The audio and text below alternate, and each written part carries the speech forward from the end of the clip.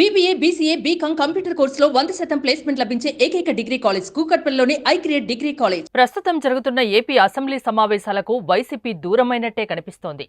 సోమవారం వైసీపీ అధినేత మాజీ సీఎం జగన్మోహన్ రెడ్డి తన సభ్యులతో కలిసి సభకు హాజరై అనంతరం వాకౌట్ చేశారు. నేడు ఆ పార్టీ ఎంపీలు, ఎమ్మెల్యేలతో కలిసి జగన్ ఢిల్లీ వెళ్లనున్నారు. బుధవారం హస్తిన వేదికగా ధర్నా చేయనున్నారు.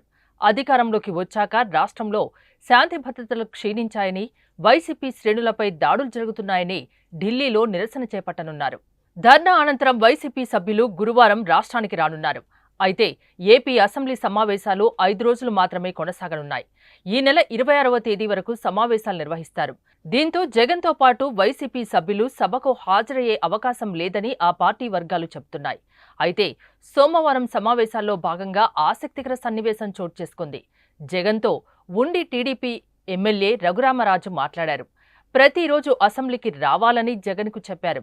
దీనికి సమాధానంగా జగన్ మాట్లాడుతూ రోజూ అసెంబ్లీకి వస్తాను, మీరే చూస్తారని అన్నారు.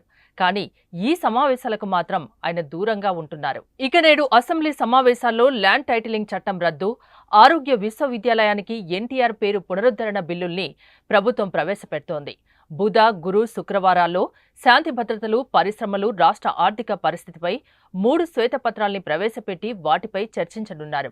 శుక్రవారంతో శాసనసభ సమావేశాలు ముగుస్తాయి. ఈసారి సభకు వచ్చిన ఎమ్మెల్యేల్లో 88 మంది కొత్తవారు ఉన్నారు.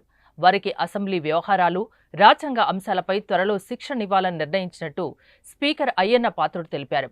దీనికి లోక్సభ స్పీకర్ ఓం బిర్లాను ఆహ్వానించాలని ముఖ్యమంత్రి సూచించారు. మాజీ ఉపరాష్ట్రపతి వెంకయ్య నాయుడు తదితర ప్రముఖుల్ని కూడా ఆహ్వానించాలని భావిస్తున్నట్టు వివరించారు.